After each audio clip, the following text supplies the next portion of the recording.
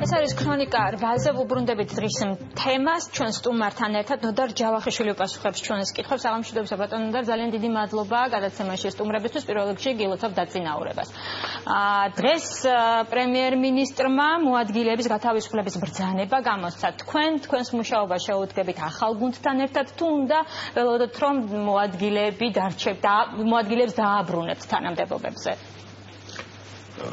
ზოგადად ჩემი მიდგომა ესეთია, რომ კარგი მენეჯერი ახერხებს ნებისმიერ გუნდთან ურთიერთობას და გუნდური მუშაობის პრინციპი შეიძლება ჩამოაყალიბო ნებისმიერ ადამიანთან. მე არა მაქვს რაიმე პრინციპული დამოკიდებულება კონკრეტულ პიროვნებებთან. არის ერთი ცვლილება, რომელიც ჩემს დანიშვნამდე მოხდა, როგორც საზოგადოებამ უпроსტოდ დღეს მოხდება ალბათ დანიშნა, მაგრამ საკითხი გადაწყვეტილი იყო ამ მოვლენებამდე. ბატონი დავით შავლიაშვილის წარდგინებით ინიშნებოდა ქალბატონი ეკა სეფაშვილი მინისტრის მოადგილედ. ეს რასაკვირველია ძალაში დარჩება. მე უკვე წარვადგინე ბატონი თენგიზ შერგელაშვილის კანდიდატურა მოქმედი მოადგილის ველოდები ბატონი გიორგი ამაშუკელის პოზიციის დაფიქსირებას. ისე რომ არ არის ეს მიდგომა, რომ აუცილებლად უნდა წავიდნენ. კი ბატონო, თქვენს გუნდში დიდი ცვლილებები არ არის მოსალოდნელი, ესე რომ ვთქვათ. ყოველ შემთხვევაში მე ამას არ გვეგმავ, მე დღეს მქონდა შეხვედრა სამინისტროს აპარატის თანამდებობის პირებთან, აგრეთვე ჩვენ სტრუქტურების ხელმძღვანელებთან, აუხსენი რა, ასე ვთქვათ, მიდგომები იქნება და უთხარი ვინც შეძლებს სახელმწიფოებრივი ინტერესების დონეზე აი ამ საქმიანობაში გვერდით დამიდგეს, მე მზათა ვარ თვითონ. ბატონო, ჩვენც რო გაგვაცნოთ ეს მიდგომები რა არის, შეიძლება ახლა მოკლედ.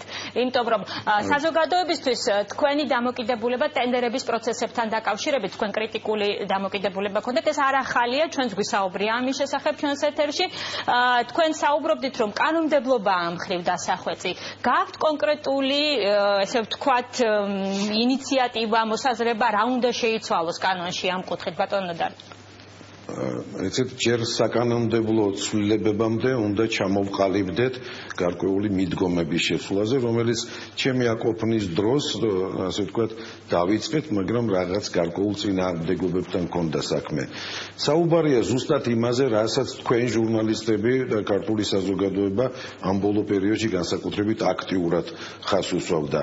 ტენდერების გამჭვირვალობის საკითხი, ის რომ ვთქვათ, იყო ძალიან ბევრი ერთი მონაწილე ტენდერი, რაც თავისთავად პრაქტიკულად საფუძველშივე სპობს ტენდერის იდეას და ბევრი მსგავსი საკითხები. ვთქვათ, არის ეს საკითხები მოგვარებადია კანონმდებლობაში ცვლილებების გარეშეც. თქვენ ამას ამბობთ. ეცეთ ჯერ უნდა ჩამოვყალიბდეთ რა იწვევს ამას, რომ მე შესაბამისი, ასე ვთქვათ, დასკვნა გავაკეთოთ და რეცეპტი გამოვწეროთ. კანონმდებლობაში ცვლილებამ თუ დამოკიდებულებები არ განისაზღვრა, შეიძლება შედეგი არ მოგვიტანოს და მე რასაკვირველია, ზედაპირული ცვლილებების წინააღმდეგი ვარ. აი, სულ რამოდენიმე პერიოდის წინ მე კომისია დამეთანხმა, თუმცა იყო იქ ასთა სხვადასხვაობა, გზების სატენდერო კომისიაზე ვსაუბრობ, ჩავშალეთ 3 თუ 4 ტენდერი, იმიტომ რომ იქ ერთი მონაწილე იყო და არ იყო ობიექტური საფუძველი, ყოველ შემთხვევაში ვერ ამიხსნეს მე პროფესიონალურად. რატო ხდებოდა ეს პროცესები, ბატონო ნოდარ?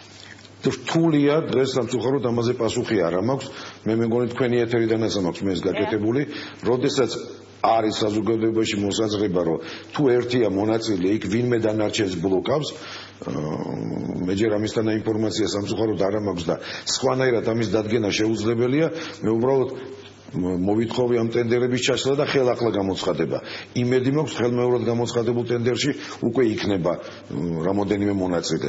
თუ ესე არ იქნება, მე ჩვენ კომისია იძულებული იქნება, რომ შეჭერდეს იმ ერთ გამარჯვებულ, ანუ ერთ პრეტენდენტზე, გამარჯვებული არ იქნება არავისაზე რასაკვირველია, მაგრამ მიზეზების ძიებას ვცდილობთ. გასაგებია ძალიან რთულია. თუ დაჩაგრულმა არ თქვა რომ ვიჩაგრები, ცოტა ძნელია ჩემთვის რაიმე დასკვნამდე მივიდე. ეჭვი რასაკვირველია არსებობს და ამით სჭირდება აუცილებლად დასაბუთება ან გაქარწყლების თვალსაზრისით და ან კონკრეტული დანაშაულის გამოვლინების თვალსაზრისით. კი ბატონო, თქვენი ბოლო სტუმრობისას ჩვენთან ქრონიკაში ჩვენ ლარის მდგომარეობასაც შევეხეთ, მაშინ ძალიან რთული იყო სიტუაცია. შეიძლება ითქვას ოდნავ დასტაბილურდა, მაგრამ სიტუაცია იმის საშუალებას იძლევა, რომ კვლავ არსებული სიტუაცია კვლავ გვაღელვებს მოქალაქეებს, მოკლედ ესე რომ ვთქვათ. ამ პერიოდში, როდესაც აკვირდებოდით ეკონომიკური გუნდის, მთავრობისა და ეროვნული ბანკის მიერ განხორციელებულ ქმედებებს ლარის სტაბილურობასთან დაკავშირებით, რამდენად ადეკვატური იყო ერთისა და მეორეს გადაწყვეტილება? შეგიძლიათ ეხლა შეაფასოთ ბატონო მდარ. ხო, ძალიან რთულია ჩემთვის ეს შეფასება, იმიტომ რომ მოგეხსენებათ, რომ მე ამ სფეროსთან კი მაქვს კავშირი, მაგრამ არც ისე პირდაპირი და საფუძვლებში ცოტა მიჭირს ჩახედვა. თუ ეს წონასწორობა იყო მისაღწევი, მე ვთვლიდი, რომ ჩავთვლიდე და ეხლაც ვიტყვი, რომ რასაკვირველია უმჯობესი იქნებოდა ეს შოკური არ ყოფილიყო.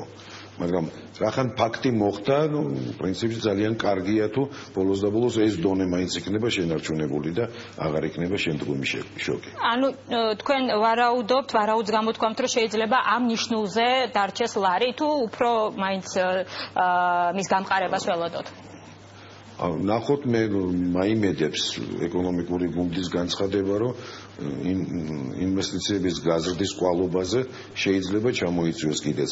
ეს პრობლემებს ჩვენს კონტრაქტორებსაც შეუქმნის და შეიძლება ჩვენ სამინისტროსაც. ლაპარაკი მაქვს დღეს, რომ მაღალი კურსია დაფიქსირებული, იმიტომ რომ არ არის გამორიცხული, რომ პროექტების შესრულებაში კონტრაქტორებს შეექმნათ პრობლემები, განსაკუთრებით იქ, სადაც უცხოური კომპონენტი, თქვათ, ნედლეულის განადგარების და ასე შემდეგ მაღალია პროექტში. ისე რასაც თქვენ ახლა შოკი უწოდეთ, ცოტა ხნის წინ ფინანსთა მინისტრმა ცოტა სხვა ტერმინი გამოიყენა, შოკუნიები უწოდა, თქვენ ეთანხმებით მას ამ შეფასებაში? აპატიეთ, არიან ადამიანები მოფერების ხასიათზე და მაგ დროს შეიძლება ესეთი სიტყვები გამოიყენოთ, მე მაგაში ბატონ ნოდარს ვერ შევეკამათები. კარგი, ძალიან დიდი მადლობა. პირველია, ყოველთვის არსებობს უარესის შესაძლებლობა და აქედან გამომდინარე შეიძლება ესეთი შეფასებაც გაკეთდეს. ძალიან დიდი მადლობა, ნოდარ ჯავახიშვილი პასუხობდა ჩვენს კითხვებს.